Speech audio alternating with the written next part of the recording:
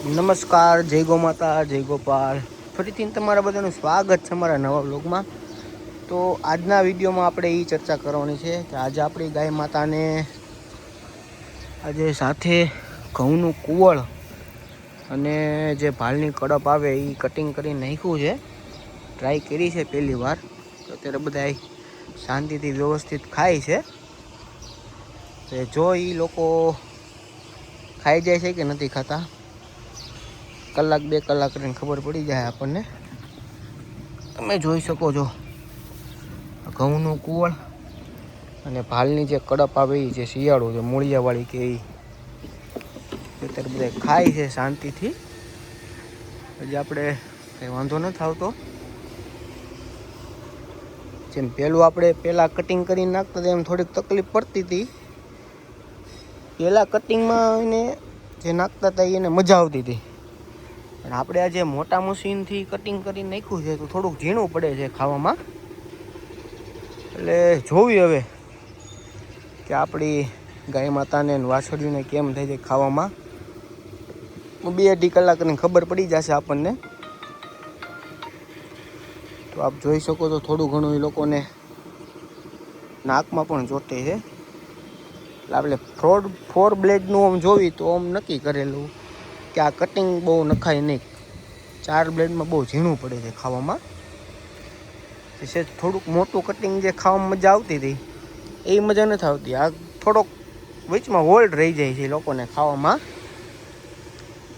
એટલે જોઈ કે પહેલાં કટિંગમાં આવી રીતના ગાય ઊભી ન રહેતી, એકવાર ખાવાનું નાખો એટલે ખાઈને સીધી ઊભી રહી જતી. પણ આમાં એક ફાયદો એ થાય છે, કુવળને જે કડબ બે ભેગું આપણે કટિંગ કરીને નાખ્યું છે તો પાણી બહુ વધારે પીવે છે. કે અત્યાર સુધીમાં જે કલાકમાં આપણે 3 વાર અત્યાર સુધીમાં પાણીની ટાંકી ભરવી પડી છે. ઓમ બેનિફિટ થાય છે કે આ થોડુંક મિક્સ કરીને ખાવાનું નાખવામાં આવે તો પાણી વધારે પીવે અને પ્લસ થોડુંક દૂધમાં પણ વધારો થાય. હવે આ નાના વાછરુંને મારા ભાઈને બાંધે છે. એ લોકોને બપોર થાય ત્યાં અંદર લઈ લેવાના. હવે એને વાડામાં રાખી તો ધાવી જાય મારા બેટા. એટલે ત્રણે અલગ હતા, ત્રણે ધાવે જ છે.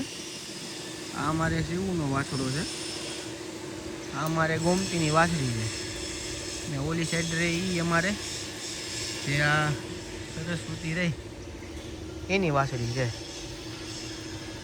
વાછડો થયો છે આપણે 4 મહિનાનો વાછડો થયો છે. કાબરી વાછડી રહી એ થઈ છે 3 મહિનાની. હમણાં 22 તારીખ આવે એટલે એના 3 મહિના પૂરા થાય.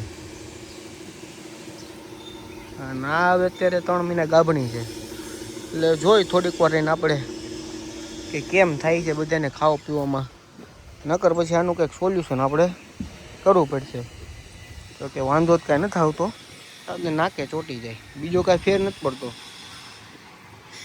એટલે જોઈ થોડીક વાર એને આપણે જોશું એ ખ્યાલ આવી જાય કે બધાને કેમ થાય છે ખાવામાં. અમારે જો આ થોડીક કંટાળી ગઈ ખાવામાં એટલે સાઈડમાં તે ઊભી રહી ગઈ. થોડીક વાર થાય એટલે એ ખાવા માંડશે. આ બે માં દીકરી છે. આ આપણે થઈ છે વર્ષ દિવસની વાછડી.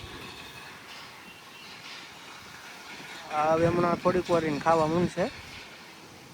એ નાકેથી તો બધું સાફ થઈ ગયું છે. હું નાકે ચોંટી જાય થોડુંક શ્વાસ લેવામાં તકલીફ પડે.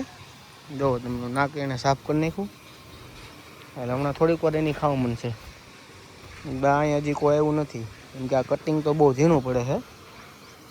એટલે જોઈ કેમ થાય છે. નકર આનું કંઈક આપણે સોલ્યુશન કરશું. જો અમારો વિડીયો સારો લાગ્યો હોય તો લાઈક, શેર અને સબસ્ક્રાઈબ કરવાનું ભૂલશો નહીં. જય ગો માતા, જય ગોપાલ.